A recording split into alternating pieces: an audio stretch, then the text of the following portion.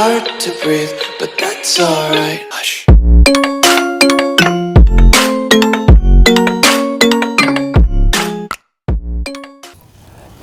Out of everything you've heard, this is the last word. What up? It's your boy Bill Corleone, and this is Last Word TV. What up, everybody? It's been a long time, man. I miss you. I hope y'all miss me.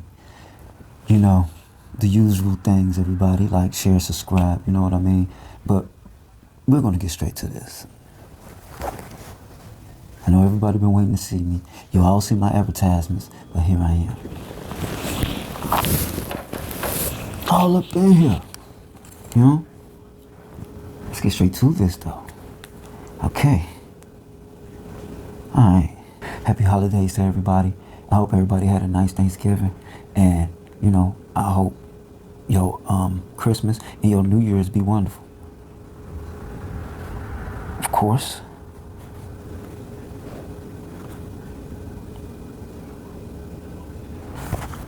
Alright, first things first. Let's get this battle that's about to come up in the next couple of days.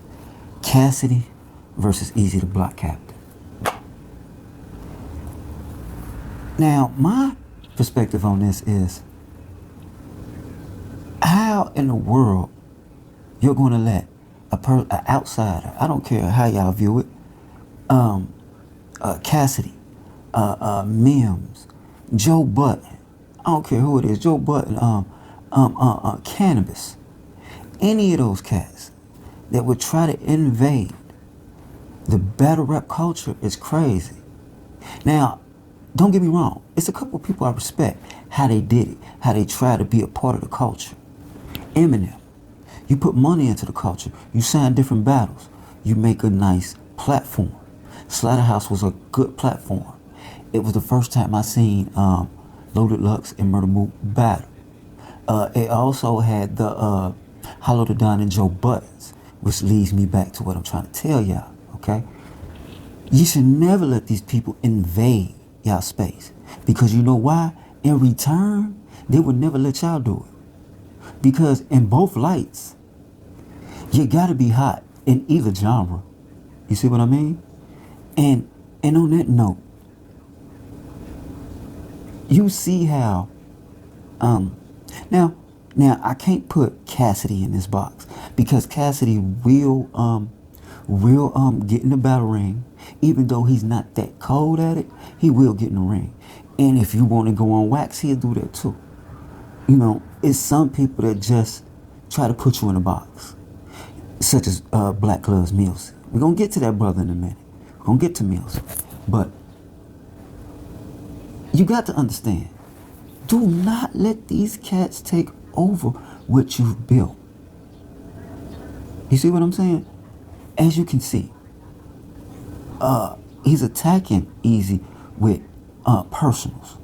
Out the gate, we ain't even got into on the stage yet, and he's already hit Cassidy with so many personals. He said he's not from Philly, of course. We all know that. He says he shows this man's yearbook. What else he put in there, man? It was just so much. But you know what I'm getting at. But we all know when it's time to battle, Eazy controls that.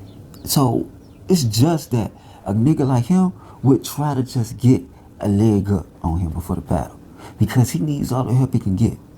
You know, much respect to Eazy for not mentioning something till like the last minute. You know, Eazy ain't really start popping off till around like the 1st of December. The battle was on the 6th. You see what I mean? And I gotta give him the way he did it. He used documentary style rebuttals to rebuttal anything this cat's saying. You know, I understand you trying to put Philly against you. And you know why. We all know why. That's where the battle was gonna be held. And then, of course, Cassidy is a Philly native, of course, you know. Now, what I can respect from Cassidy is saying that he would not bring papoose. What was that even about? What was that even going to be for? So I just feel like this. Get the battle done. And Possibly we can get the twerk battle. You know, possibly we can get the twerk battle, even though I hear that the twerk battle has already been canceled. But we never know what might happen after the battle. But can't tell you this. I got my man Easy winning 2-1. Because at the end of the day, I don't really care if you from Philly. You know what I mean? You know, I really don't. I really don't care about that. At the end of the day, I care about the bars, man. And that's all everybody else is caring about. It's the bars. But hey, that's neither here nor there, man. Like I said, I got Easy 2-1. That's what it is. Let's move on, man, because I ain't gonna spend too much time on that. You know what I mean? Easy got ran through the ringer though. You know what I'm saying? I gotta say this before I move on. Cassidy is cold at face-offs. He's like 50% at the battles, but he's 100% at face-offs. I'll give him that. Gotta say that. Now, there's another battle coming up sometime this week too. This weekend. Matter of fact, it's possible that you probably could watch both the Jake Paul and Anthony Joshua fight. Come on, man. You know, Jake is an opportunist at his finest, man. You gotta give this cat that. You knew he's an opportunist. He started off as a YouTuber. You see what I mean? A straight content creator. So you know he's an opportunist at heart. You know? And we were already scratching our heads at Tank and Jake. That was wild. Ryan and Jake was alright, but I still didn't like the weight advantage. Now, the tables have turned on him. Did you see the face-off between Joshua and Jake Paul? Joshua looked huge, man. He looked like some kind of a monster. And I know Jake Paul stood there and was like, man, hey, I can't back out now, but hey, it's looking kind of crazy out here. You know what I mean? You know, I understand where the man confidence come from. You know, from him and his brother. You got to give it to him. One fought Tyson, one fought Floyd Mayweather. Of course they're going to have confidence, you know. And they knocked out a couple of content creators and UFC fighters that really built their confidence. You know, and I got to give it to them in a little bit of light that Jake has gotten better. I have to really say that. Jake has gotten better. Can't believe I'm saying it. But he's not good enough to defeat Anthony Joshua. That's my spill on that. But on that note, I have Anthony Joshua winning in the 6th round. Jake is going to try his luck in the first 2 rounds. He's going to feel Joshua's power, be on his bicycle, and then ultimately being knocked out in the 6th round. That's my prediction on that. You know what I'm saying? I don't see that fight going any further. So, you know, Jake Paul, that's what he does. Opportunist at his finest, money, money, money. I can't hate that. We all want that. But it's just a rap he goes to go kick. But that's my spill on that. Next. Who all watched the Diddy documentary? 50 is... He a wild boy, man. He's a wild one, man. He don't care. He really don't care. Just to make sure that you know he doesn't care, he went to ABC News, NBC News, a couple of mainstream news outlets, and stood on business, though. So, hey, boy, talk about vendettas. He has one for that man. But back to did you see the documentary? I seen all 4 parts, or was it 5? I don't know, but I know it was like 4 or 5. And I remember the first, second one. Some of them were like hour. The first one was like an hour or something long. The second one was like 40-something minutes. The third one was like 40-something minutes or so. But the most shocking things, I mean, most of the things they showed, I kind of already know. But things like one of the sex workers, right? saying they collected this man's semen. They collected this man's semen not once, but almost every time he came over here. And he said after a while, he decided to ask Diddy. What? I don't know if he asked Diddy or Cassie. He wanted to know, what are you using my semen for? He said he likes to see Cassie drink it and play with it. Drink it though? That was nasty. See, I ain't know nothing about that. He left out the part that he liked to get it rubbed on his nipples. He left that out. You see what I mean? But wow. Drinking it? And then, what's another part that had me that I didn't know? The Aubrey part. The text messages that was sent to Aubrey at that. And her saying she didn't know if what was in the context of the text was true or not. If you watch the video, if you watch the documentary, it specifically said in the text that was sent to Aubrey that you had. Now, wait a minute. Before I even go there, she said she heard this from a third party. She said when she first saw the text, she denied it all outright until a friend said she saw it with her own eyes. I don't really know if it was a friend or if it was an associate, but what I do know is that they said they seen her being effed by Diddy. And then she also had a buff, light-skinned brother's penis in her mouth. And instead of denying it all outright, she says she doesn't regulate or really know if it happened or not. Now, I understand there were a lot of drugs and stuff distributed. But